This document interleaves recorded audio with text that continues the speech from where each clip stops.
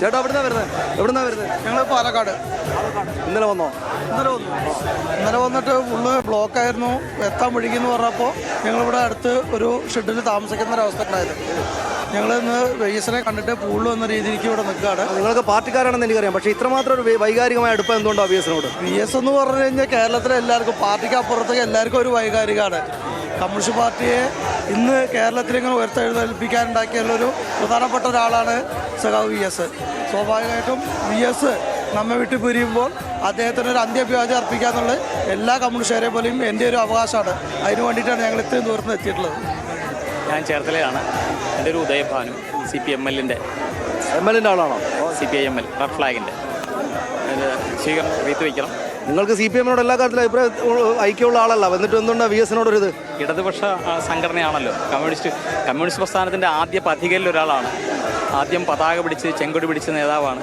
അപ്പോൾ ഇങ്ങനെ ചേർത്തലക്കാരനൊക്കെ ആകുമ്പോൾ ചെറുപ്പം മുതൽ തന്നെ വി എസിൻ്റെ പ്രസംഗമൊക്കെ ഉണ്ടാവുമല്ലോ അല്ലേ? തീർച്ചയായിട്ടും ഇവിടെയുള്ള തെരഞ്ഞെടുപ്പ് യോഗങ്ങളിലും അല്ലാതെ യോഗങ്ങളിലൊക്കെ ഒന്നിച്ചൊക്കെ സംസാരിക്കുകയും ചെയ്തിട്ടുള്ളതാണ്. ആവേശമാണ് തീർച്ചയായിട്ടും.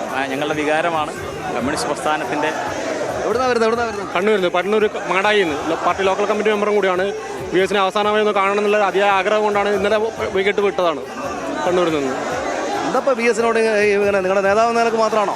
നേതാവെന്ന് മാത്രമല്ല, കേരളത്തിലെ പാർട്ടിയെ കെട്ടിപ്പിടിക്കുന്നതിൽ പ്രധാനപ്പെട്ട പങ്കുവഹിച്ച നേതാവ് കൂടിയാണ് വി എസ്. അപ്പോൾ വി എസിനെ അവസാനമായിട്ടൊരു നോക്ക് കാണുക എന്നുള്ളത് നമ്മുടെ ഏറ്റവും വലിയൊരു ആഗ്രഹങ്ങളിലൊന്നാണ്. അതുകൊണ്ട് തന്നെയാണ് ഇത്രയും റിസ്ക് എടുത്തിട്ട് ഇവരുടെ കോഴിക്കോട് നിന്ന് അപ്പോൾ നമുക്കറിയാലോ, കോഴിക്കോട് നിന്നും കണ്ണൂരിൽ നിന്നും ഒക്കെയാണ് ആളുകൾ വന്നുകൊണ്ടിരിക്കുന്നത്. നമുക്കാണ് ഇപ്പോൾ ഒരു മാടായി എന്നുള്ളൊരു CPM-ന്റെ ലോക്കൽ കമ്മിറ്റി അംഗം ചെറുപ്പക്കാരനാണ്. അദ്ദേഹം വന്നതെന്ന് നമ്മൾ കണ്ടല്ലോ. അദ്ദേഹം അവിടെ നിന്ന് ഈ വിവരം അറിഞ്ഞ് നേരെ അങ്ങ് പോരുകയാണ്.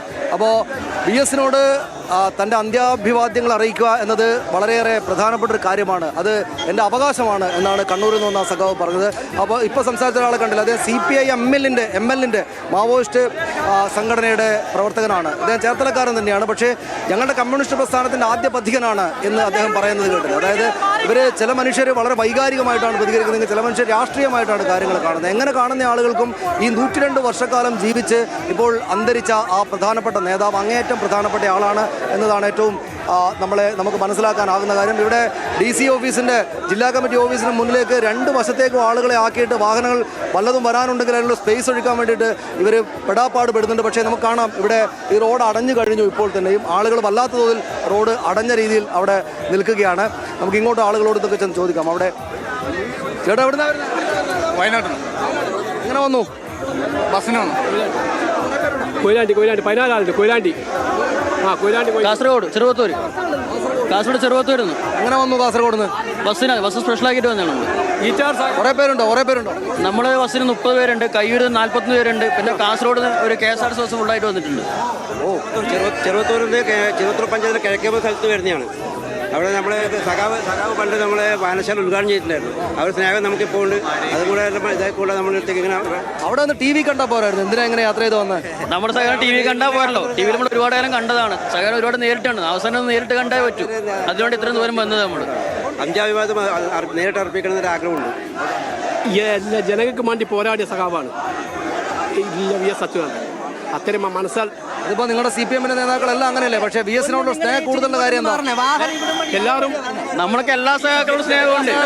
എല്ലാ സഹാക്കളും സ്നേഹമുണ്ട്. എല്ലാ സഹാക്കന്മാരുടെ സ്നേഹം. വി എസ് ഞങ്ങൾ ചങ്കിര കരളാണ്.